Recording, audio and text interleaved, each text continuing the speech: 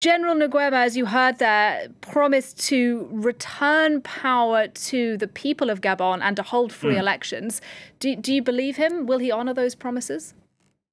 You know, we've heard the mantra many times. The military steam in, particularly the senior officers like Nguema, a general, and say they've come to organize a corrective regime.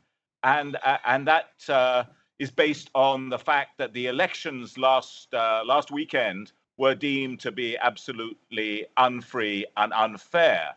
Well, what the opposition are asking is, well, if you're serious about handing over power, why don't you just actually respect the true results of the elections, because they're known? And the leader of the opposition coalition, Alternance, Mr. Albert Ondo Ossa, says that he won the elections. He's just saying, why doesn't the Electoral Commission just actually count the elections, release the data, and hand power back to the civilians? So I think the civilian politicians are very skeptical about General Nguema's intentions.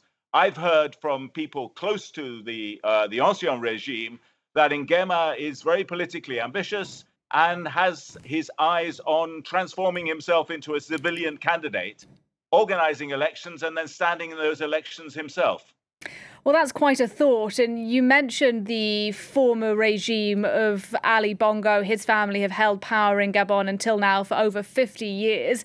Do we know what will now happen to them? He issued that rather extraordinary video last week where he appeared trapped in the presidential palace. Is he still there? Do we know his fate?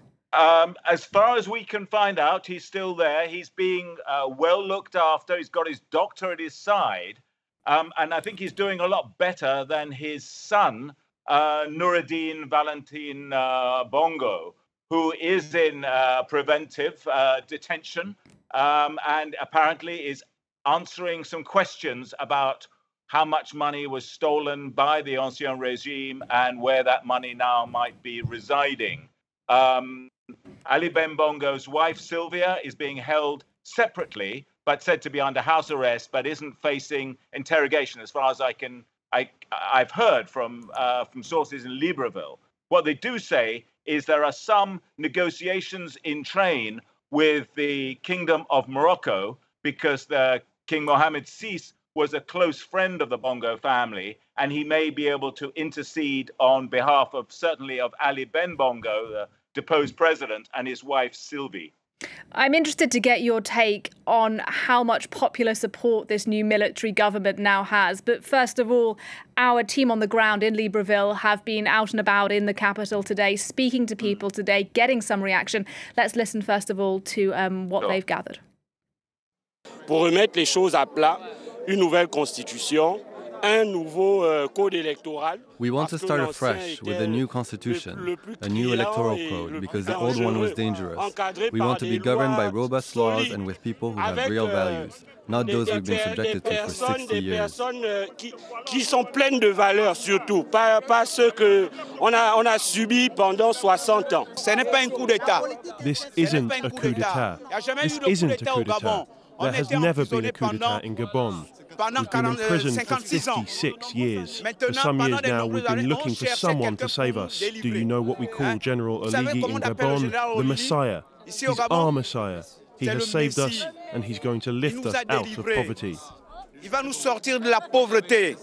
So that's just two voices from Libreville today, but both of those individuals saying they do, at least for the moment, have some degree of confidence in the new military government. From the people you're speaking to, from the research that you've done, does that seem to ring true across the country for the moment? Does General Nguema have popular support?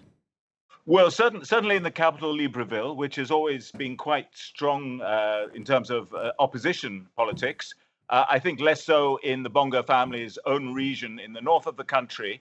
But I think the other factor is people are just relieved that it's the end of a 56-year-old dynasty, and they're really hopeful about change. But I think the first speaker you had on film was making an interesting point. Yeah, you know, if you're going to have a transition, it's got to be a proper constitutional transition with new basic laws drawn up and a new electoral commission and new rules for doing politics.